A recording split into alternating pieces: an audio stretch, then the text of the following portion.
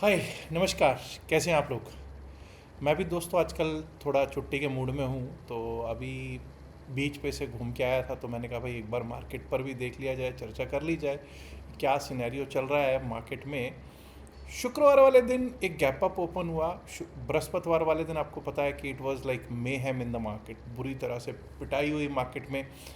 50 में से सिर्फ एक स्टॉक ऐसा था ओ जो ग्रीन में क्लोज हुआ था, बाकी 49 स्टॉक्स वर इन डीप डीप डीप रेड। शुक्रवार को यही उम्मीद थी कि भाई कुछ पॉजिटिव होगा। पॉजिटिव तो क्या कहूँगा, बस मतलब ये है कि 100 पॉइंट ऊपर गैप अप ओपन हो गया। लेकिन क्या उससे कोई फ़र्क पड़ गया? किसी इन्वेस्टर को फ़र्क पड़ गया क्या? जैसे जो लॉन्ग टर्म इन्वेस्टर्स बैठे हैं, उनके जिनके पोर्टफोलियोज लाल हैं, उनको फ़र्क पड़ गया? नहीं पड़ा। आप 23,100 के आसपास ओपन हुए, 23,300 345 तक जाके आए। वही 23,300, कल भी हमने यही बात की थी बृहस्पतिवार वाले दिन भी कि भाई 23,300 अब हमारे लिए बड़ा रेजिस्टेंस है।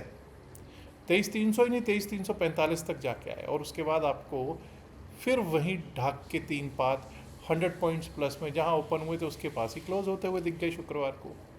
तो सिचुएशन है क्या? देखिए, सिचुएशन सबसे पहले तो आप लोग ये समझ जाइए कि जब तक क्रूड ऑयल और एलएनजी शांत नहीं होता तब तक ये चलता रहेगा। एलएनजी जो है वो बहुत ज़्यादा क्रूशियल चीज़ है, उसको ये मत मानिए कि ऐसा ही है। एलएनजी बहुत क्रूशियल है, और कतर का जो जहाँ पे जो उनकी फैसिलिटी थी जिसको बिल्कुल ख़त्म कर दिया है ईरान ने, उसको ठीक होने में कम से कम 3 से 5 साल लगेंगे। मैं नहीं कह रहा, स्पेशलिस्ट्स कह रहे हैं, और जो खुद कतर के जो मंत्री हैं वो कह रहे हैं कि 3 to 5 years एट लीस्ट लगेंगे। उससे इम्पैक्ट जो है वो बहुत बुरा इम्पैक्ट जो है रेस्टोरेंट्स में ऑलरेडी देख ही रहा हूँ। मैं जहाँ पे आजकल घूमने आया हूँ, यहाँ पर भी कई रेस्टोरेंट से बात करते हैं तो कहते हैं सर आजकल हम वो इलेक्ट्रिक चूल्हा जो है, इलेक्ट्रिक इग्निशन क्या कहते हैं उसको, जो वो वाला जला रहे हैं, induction not ignition sorry, electric induction चूल्हा जला रहे हैं। तो अब वो वाली कहते हैं या तो फिर हमको तंदूर वगैरह चलाना पड़ता है, बट गैस वाली चीज़ अभी थोड़ी सी दिक्कत है। सिमिलरली अगर आप देखोगे जैसे साउथ कोरिया है, वहाँ पे हीलियम का बड़ा, चिप्स वगैरह बनती हैं वहाँ हीलियम का बड़ा यूज़ होता है, उन पे भी इसका इम्पैक्ट आएगा। चलो एक बार देख लेते हैं कि शुक्रवार को मार्केट में क्या हुआ, क्या स्थितियाँ थी, तो उसके बाद आगे बढ़ते हैं और देखने की कोशिश करेंगे कि किस तरह से आगे चल सकता है मार्केट। ये आपके सामने मैंने ओपन कर दिया है निफ्टी 50 का चार्ट। गैप अप ओपन जैसा मैंने आपको बताया हुए, बिल्कुल हुए, लेकिन आप देखिए जहां हम गैप अप ओपन हुए थे उसके आसपास ही जाके क्लोज हो गए। हम 23,100 के ऊपर ओपन हुए थे, 23,110 के आसपास ओपन हुए और उसके आसपास ही क्लोज हो गए। पिछले दिन से ज़रूर हम 112 पॉइंट आधा परसेंट ऊपर क्लोज हुए हैं, बट इफ़ यू सी हमने क्या बात की थी, 23,203 के ऊपर ही अपसाइड के बारे में सोचेंगे, तो पहले 5 मिनट में ही इसने 23,200 पार कर दिया, 203 के पार कर दिया, और उसके बाद हमारे लेवल थे 268, वो भी पहले 5 मिनट में आ गया। रादर नेक्स्ट 15 मिनट्स में, मतलब पहले 15 से 20 मिनट में ही, 20 मिनट में, पहले 20 मिनट में ही हमारा 23,315 वाला लेवल भी आ गया। खेला हो गया जी। उसके बाद फिर हमको किसी डिप की वेट करनी है तो भाई कर ली, 23,200 203 देख लो क्या बन गया उसका। 23,200 203 ने सपोर्ट लेना शुरू कर दिया, सपोर्ट लेके फिर से 268 345 तक जाके आया साहब फिर तो ऊपर, और वहाँ से 3 ब्लैक क्रॉस पैटर्न बना। अब ये चीज़ नोट कीजिए कि एक बार भी कहीं 3 ब्लैक क्रॉस पैटर्न नहीं बना ओपनिंग के बाद। पहला 3 ब्लैक क्रॉस पैटर्न कहाँ बना, वही 11:15 11:30 के करीब बना 5 मिनट के चार्ट पे। 3 ब्लैक क्रोज ने कहा कि चल भाई मैं तो अब नीचे की ओर इसको खींचने को तैयार बैठा हूँ, और आप लोगों ने देख लिया कि भाई 12:30 के करीब हमको नीचे लगभग लगभग 23,110 115 आता हुआ दिख गया। अगेन वहाँ पर एक हैमर टाइप कैंडल बनी, हैमर एक्टिवेट हुआ, फिर से 23,268 270 को स्ट्राइक करते रहे, उसको रेजिस्टेंस बन गया। अब वही रेजिस्टेंस बना, 23,200 ने सपोर्ट लेने की कोशिश की, लेकिन एंड में जाके क्या हुआ वो आपके सामने है। 23,114 पर हो गई इसकी क्लोजिंग 23,114 पे।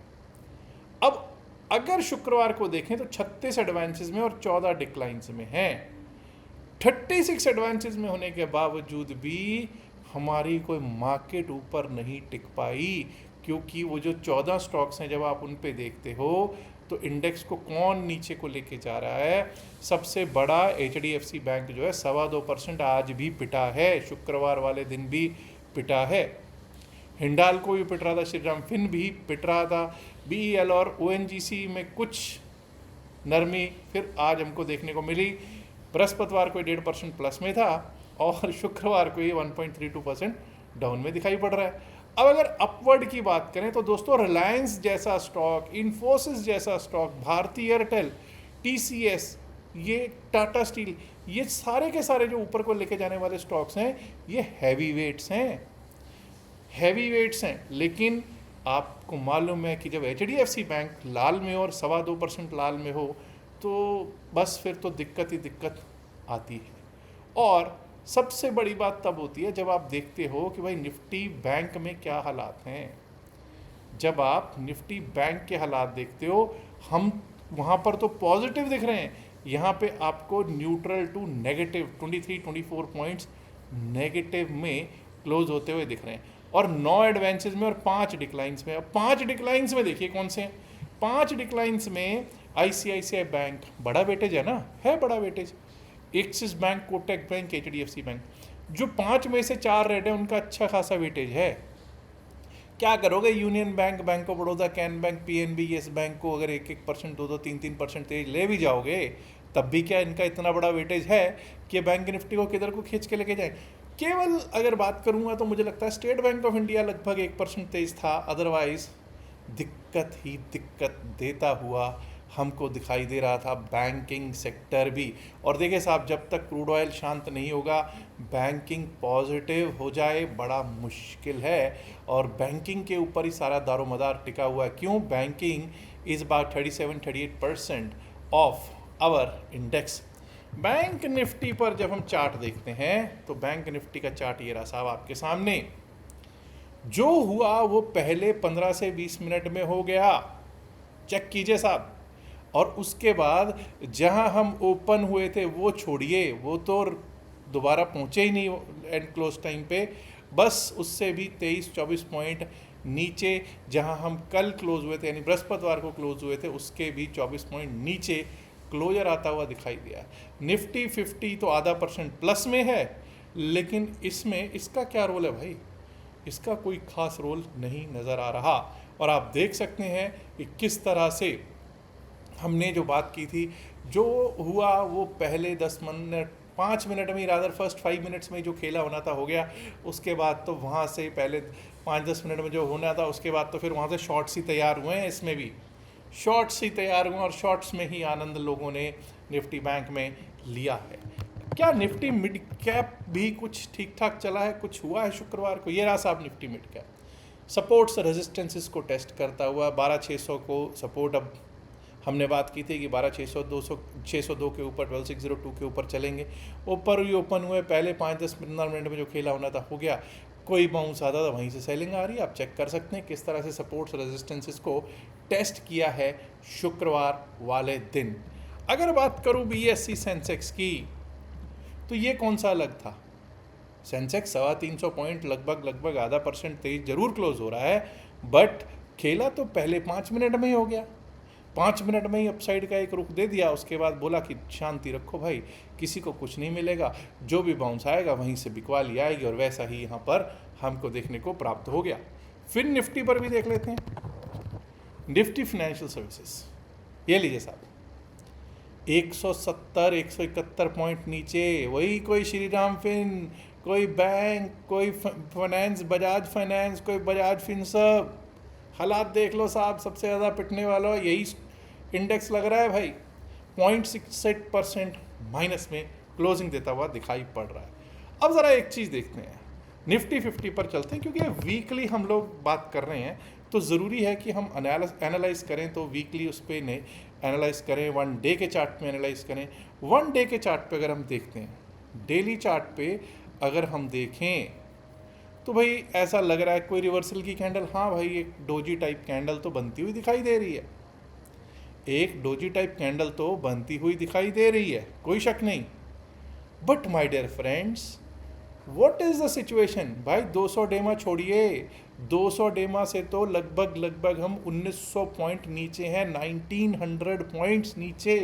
कुछ लोग कहेंगे नहीं साहब 200 डेमा को क्रॉसओवर मिल गया होगा। नहीं, 100 का क्रॉसओवर नहीं मिला, लेकिन 50 डेमा ने आपका 100 200 दोनों को क्रॉसओवर दे दिया है। और तो और 9 डेमा और 20 डेमा ने भी क्रॉसओवर्स दे दिए हैं। और आप चेक कर सकते हैं 9 डेमा का बैंड सबसे नीचे है, यानी कि वीकनेस वीकनेस वीकनेस की पराकाष्ठा जिसको कहते हैं ना, the Heights of weakness market में चली आ रही है। एंड इस समय हमारे लिए 9 डेमा अब हमारे लिए सबसे बड़ा रेजिस्टेंस बना हुआ है। कोई बाउंस, एक सेल की अपॉर्चुनिटी आप चेक कर सकते हैं। जैसे जैसे कोई बाउंस आया, ये देखिए 3 दिन बाउंस आया और वहीं से जिसने शॉर्ट किया होगा आनंद लिया होगा। कोई भी बाउंस एक सेल की अपॉर्चुनिटी बना हुआ है। डेली चार्ट तो चलिए छोड़िए, एक कर वीकली चार्ट पे भी चलते हैं। तो वीकली चार्ट पे भी हमको देखने को क्या मिलता है भाई? 9 हफ्ते वाला जो बैंड है उसने 20 हफ्ते वाले बैंड को, 20 वीक्स को और 50 वीक्स को क्रॉसओवर दे दिया है।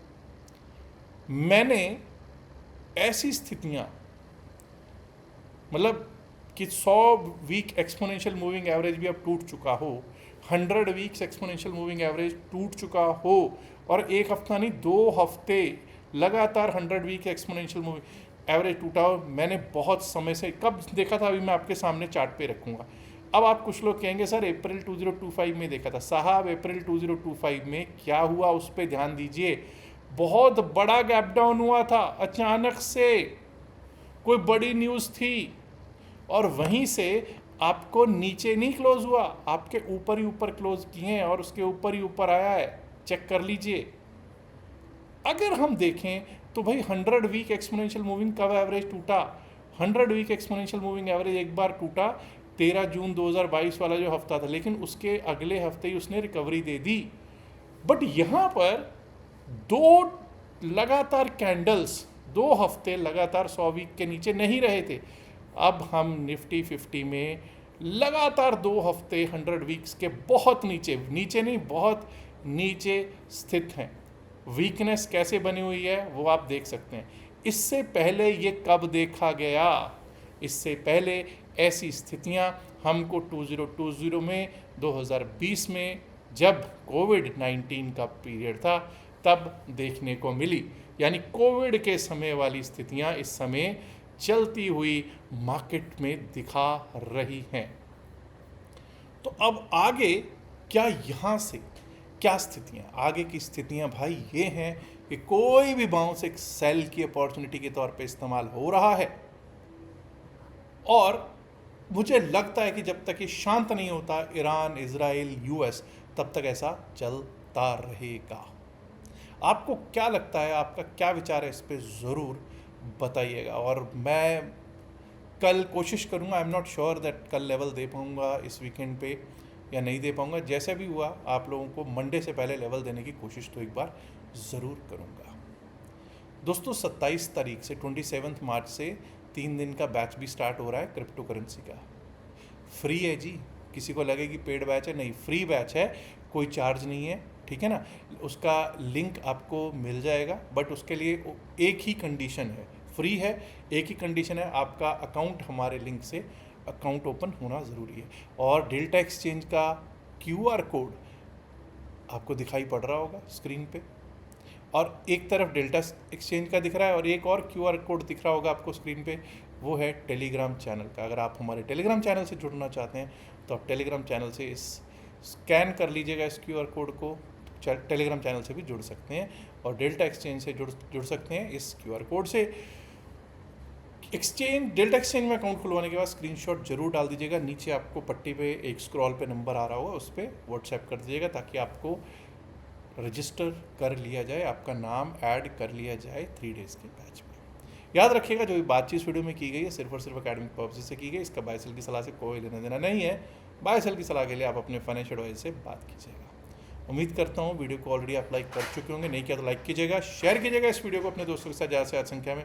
एंड माय डियर फ्रेंड्स, अगर आपने अभी तक जसीरक चैनल को सब्सक्राइब नहीं किया, देर किस बात की, सब्सक्राइब करना तो बनता है ना दोस्तों। शुक्रिया, नमस्कार, धन्यवाद, have a great weekend, good luck, bye bye.